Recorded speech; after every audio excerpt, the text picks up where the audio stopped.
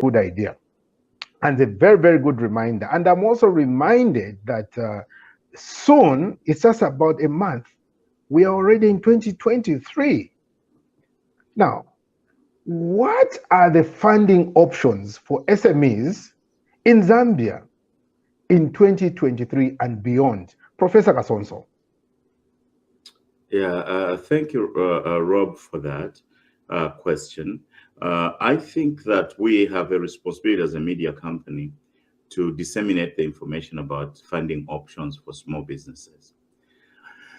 When we look at the budget for the 2023, the Minister of Finance did put up about 400 million, which is equivalent to like $20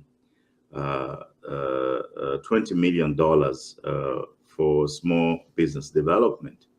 And we know from their agreements with multilateral organizations that that money is a facility under the IMF together with the United States government. And then after the budget, there was another agreement with the UK government, which is with the Zambia National Commercial Bank, and it puts funds in the range of $50 million that is available through that facility, and that money is from the United Kingdom government. So from what we can see is that the 400 million kwacha now comes with almost over twice that amount, which would be in the range of 1 billion kwacha through the Zanaco partnership with the UK government. So to the extent that all these agreements, they are going to have funds materialized for business development in Zambia. Our people who are running small businesses in the country need to be ready to participate in these programs and to be able to appropriate these financial capitalization and funding options. And on top of that, there is another option of the Citizens Empowerment Fund, which also provides funding for progressive ideas for businesses. So our people who are operating businesses need to be awake to these potentials or options that are about to open up in the country so that they can expand their business operations and then go out there and expand their work and increase their profitability and employ more people, hopefully, and things like that. So those are the options that are available. There is a citizenship empowerment, and then there are these joint projects for funding small businesses with foreign governments. Our small business enterprises need to be ready for those opportunities. I was a little disappointed that some of the small businesses wanted to go to the Constituency Development Fund and appropriate money there. And they said they wanted to share in the national cake. It doesn't work that way. The structure of the Constituency Development Fund does not allow well-operated small businesses to seek capital from there, because the amounts involved are very small, and they have many other avenues, like we have alluded to, that the government is trying to work on and putting in place.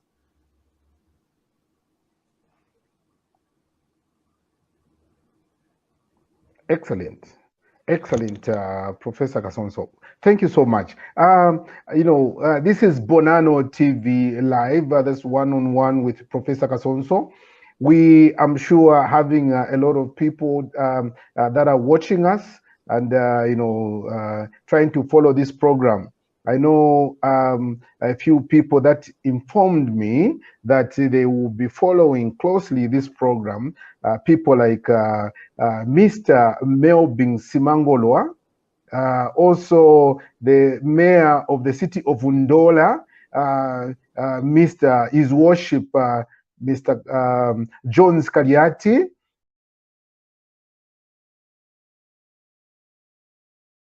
brutalized by the former regime.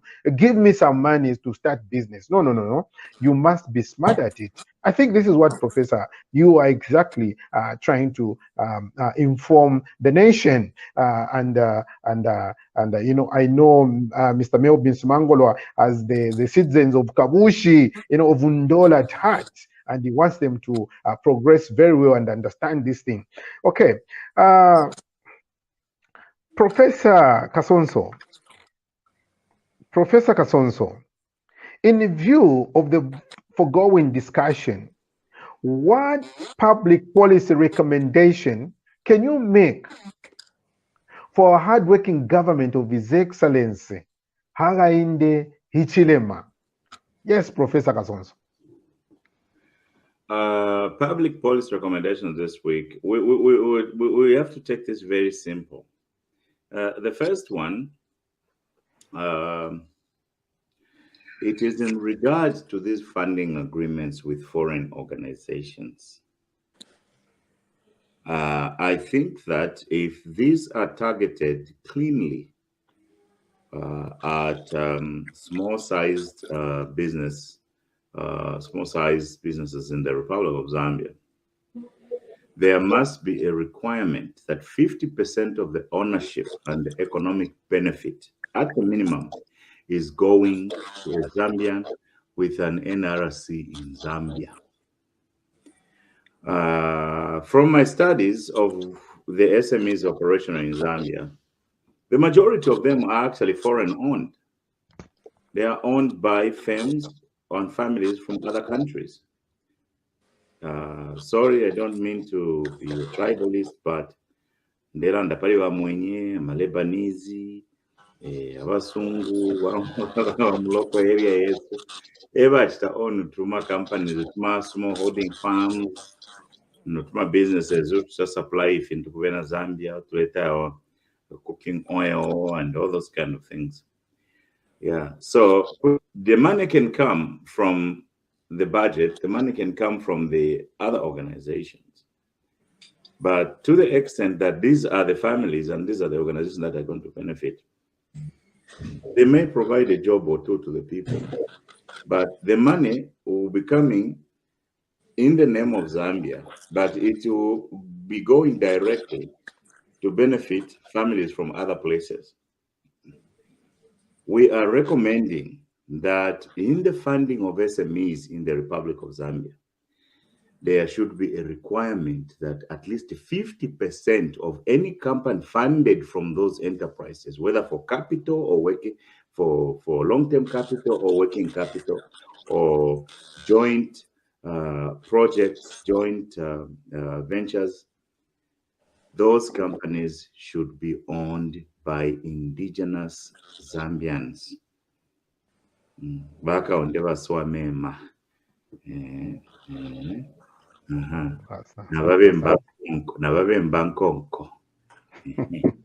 Ebafire bachita own ayama companies are funded in the name of Zambia. Don't have big, just because the company is operating in Zambia, the small business is operating in Zambia, or the family has lived in Zambia, but back to Zimbabwe, and then those are the majority who accesses those money.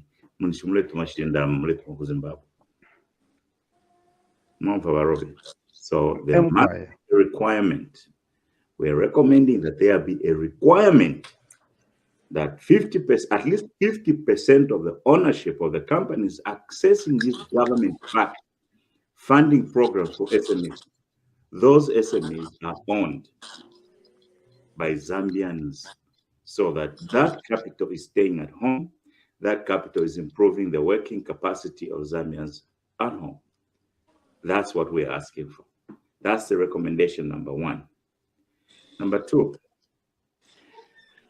the government should encourage joint ventures between different SMEs, because some of the SMEs, they are confined, maybe it's an agricultural SME, their competences are confined to the products they've been growing.